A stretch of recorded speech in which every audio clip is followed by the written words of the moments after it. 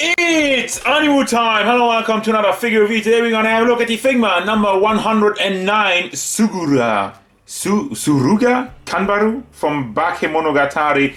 As you can tell by me already mispronouncing the name, I don't know anything about the character, and I don't know anything about the show. So if you want to be like one of those, uninterested figure reviewer, doesn't even know the show, I can't watch everything. I just look at cool figures, and this is definitely looking like a cool figure. Got this one pre-owned from AmiAmi.com if you wanna know, if you're wondering. And this is basically two figures in one. As you can tell, you have the raincoat and you have like a different arm and a different face. So that's what got me. And that's why I bought the figure. So now, let's have a look at it.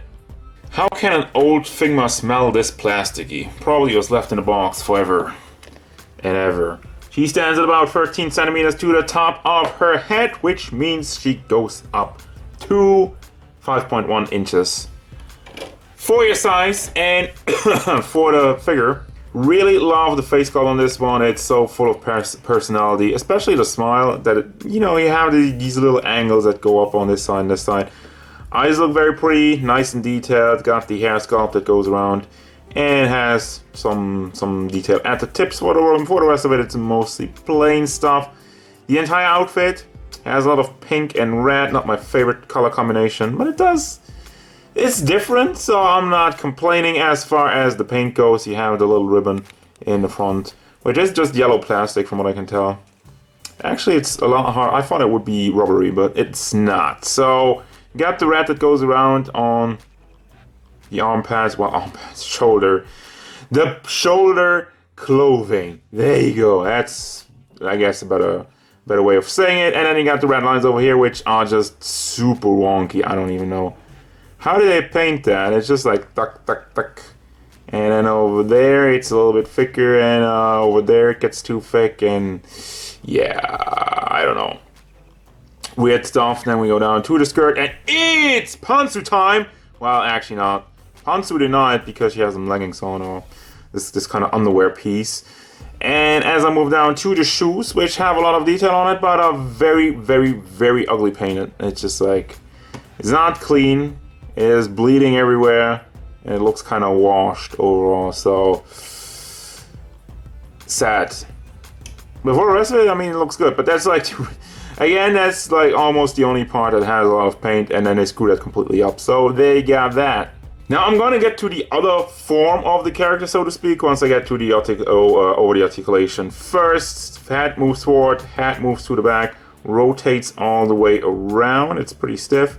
Does tilt side to side pretty nicely, like that. Then you got the shoulder pads, which are soft plastics, and you can rotate them around so you can bring them into position to hide articulation. Get the arm up.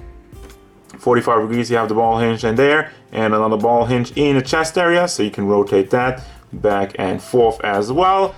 Also, I think it rotates, kind of have a swivel on the bicep, ball hinge in the elbow, and a simple hinge in the fist. That's old school Figma. They didn't have ball hinges back then. Also can actually cannot rotate the fist. I will not try it because I just tried it and it's just like, I guess it works. Be careful with it. And always the main problem I had with that is how the flesh is kind of sticking out over here. It doesn't line up at all.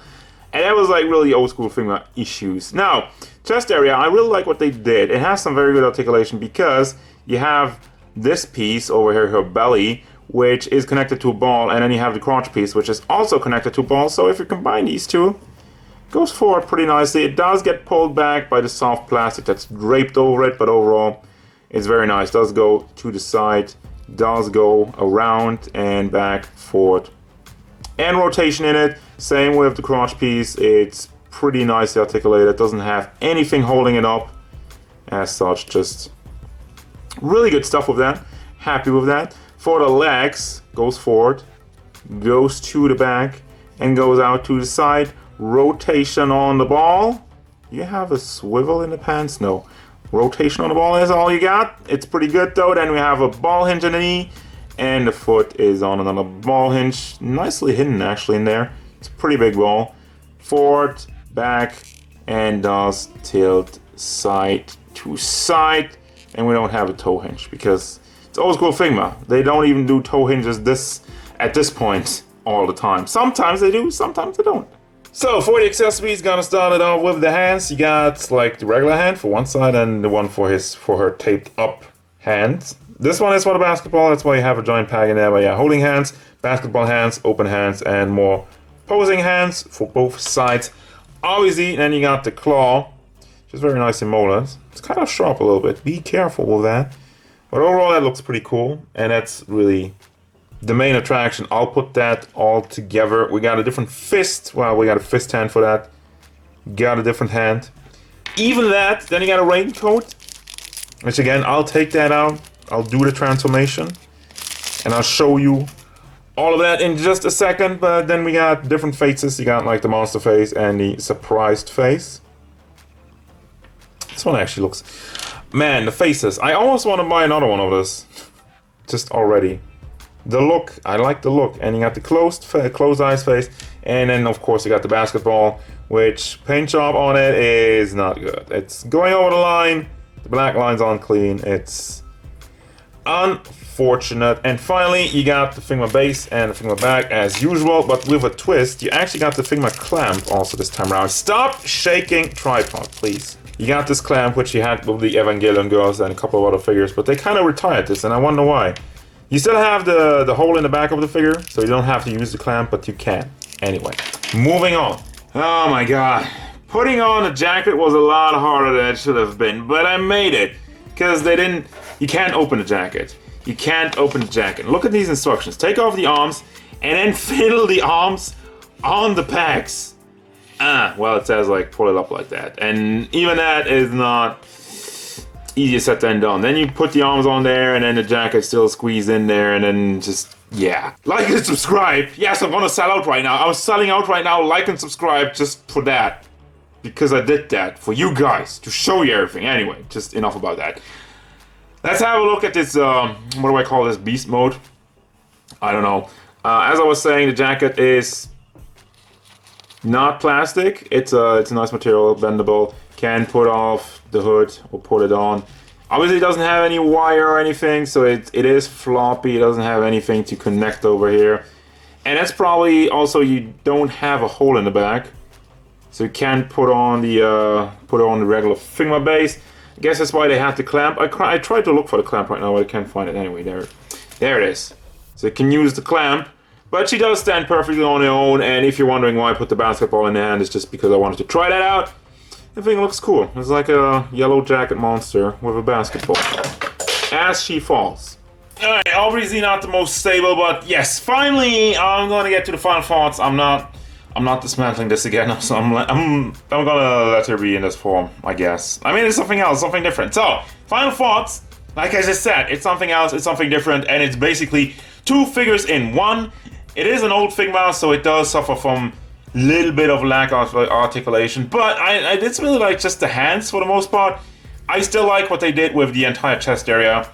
Works very well, can get you into some very cool poses, and the accessories obviously were actually the main reason why I bought this figure. So, I will partially recommend this one, because on one side you have all these cool accessories. You basically get two figures in one, and the articulation is pretty good for an old Figma, and I'm happy with that. However, the paint job is going wild on the boots, it's going wild on the shirt, and what else? The basketball also. So keep that in mind. As this is a pre-owned figure, it's kind of hard to say. Obviously, I don't really have a price for it. If you can find it, again, I found mine on amiami.com. Pre-owned section. This is not sponsored. I'm just really a fan of the site. It's a good site if you're having reservations about it. I can tell you I order from there all the time. Never had any trouble with it. And the other address would be Mandarake. Also has a lot of good pre-owned stuff. So there you go there, and I'd say like 30 to 50 bucks maybe. Everything over that, probably not worth it. Also, by the way, which I forgot, the demon arm, well, the monster arm, only has a swivel in the hand and has like a ball hinge in the elbow, so you can move that up and down. That's pretty good. Just to round off the articulation, random thing that I kind of forgot. So that's gonna do it, guys. As usual, thank you very much for watching. Don't forget, if you enjoyed this review, hit it up with a like. and subscribe to the channel so you can stay tuned for more figure reviews, card game stuff, and whatever Sugura Kanbaru wants. Like a better paint job. Have you heard that one before, Figma? Fix your paint. Even on the old stuff. Ah.